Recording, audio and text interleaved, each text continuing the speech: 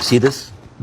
This is a map of all of the history of the expulsion of the Jews in Europe. They've been like, I have never seen a minority being kicked around this much, right? And of course, this comes back to the, the whole idea about the original sin, that you have betrayed Jesus Christ. The blood of Jesus is on your hands. And then comes the 11th century. At that time, Jewish people were not allowed to own land. They were just peasants. Even some of the professions they were not even allowed to participate in. But they were allowed to do one thing, usury, money lending, because it was prohibited by the Catholic Church to engage into that. So what happens when you work in money? You get richer, right? And those Jews lived in ghettos. Now, ghettos was not just like isolated neighborhoods in cities. Sometimes ghettos were outside the city. This is like how isolated they were. And in those ghettos, they have to pay gold to the mayor or the governor or the prince or the noble. So they would see, you're getting richer. I need more taxes. So they pay tax. What happens when you have a business and they increase your rent? You increase your service, increase the taxes. So what happened? The Christians started to default. And suddenly, the image of the greedy Jew was created. Shylock, merchant of Venice. If it will feed nothing else, it will feed my revenge. Like never did I see a creature I can't remember that. Never did I saw like a creature that looked like a man so keen and greedy. Confound of a man. English. I messed it up. Anyways, but this was the image, greedy Jew, the greedy Jew. This was created because of their conditions. And it became worse in 1095, when Pope Urban II called for the first crusade to go and save the birth of Jesus from the unbelievers Muslim. And this crusade did not kill a single Muslim. You know how many people they killed? 2,000 Jews. Because it's like, wait, the non-believers are all over there. Why? So they went to it's called the Crusades of the Rhineland. So they went to the Jewish community because, hey, we own the money, so let's kill them better than paying them. And then came the plague. And then all of the things like, they're killing babies, who would do that to a baby, And they accused them of poisoning the well. This was the kind of oppression that the Jewish people went through. Fast forward 19th century, there was like the Eastern Jew in Ukraine and Russia, and there was the Western Jews in Europe. Those people in the Eastern Jews had to immigrate because there were pogroms and they were kicked out. And at a certain point, the people in the West, especially in England, it's like, there are too many Jews.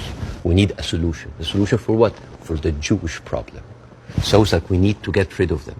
And you know what? Palestine was not even in the A list. Palestine was in the B list. Because England proposed 6,000 square miles in Uganda for the Jews, 1903. And the reason why Palestine was not on the list, that it was objected by a lot of rabbis that said, it's a promised land, but only when the Messiah comes. But there were other options, Argentina, South Africa, Uganda, Madagascar. And eventually, they said, all right, let's do Palestine. So they went to Palestine in 1914. There was 700,000 people living in Palestine, 3% were Jewish. 1917, Balfour Declaration. Arthur Balfour, he called the Jewish people in England that they are alien and hostile race. And the thing is, the only Jewish member of the parliament, of the English parliament, Lord Montagu, he objects, these are British citizens, we should not kick them out.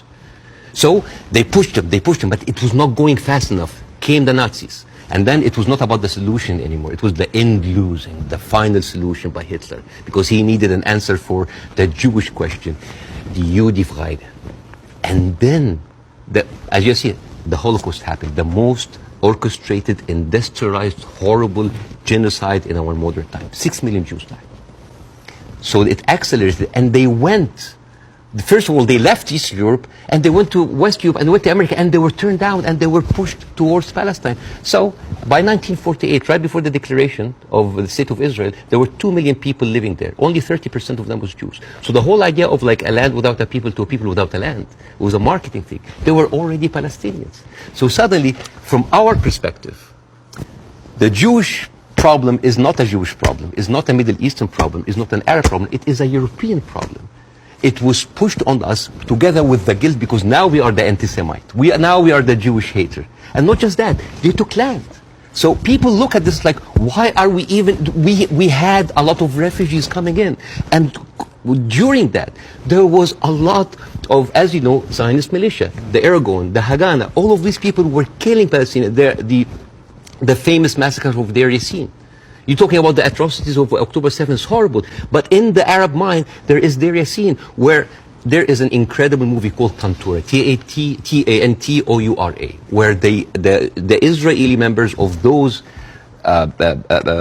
militias, they talk about the atrocities that they did, including opening up the pregnant women bellies and having bets if the boy inside is a boy or a girl. It is one of the most horrific, and they talk about it, some talk about with regret, and some talk about with pleasure. We did that, right? So you have even King David.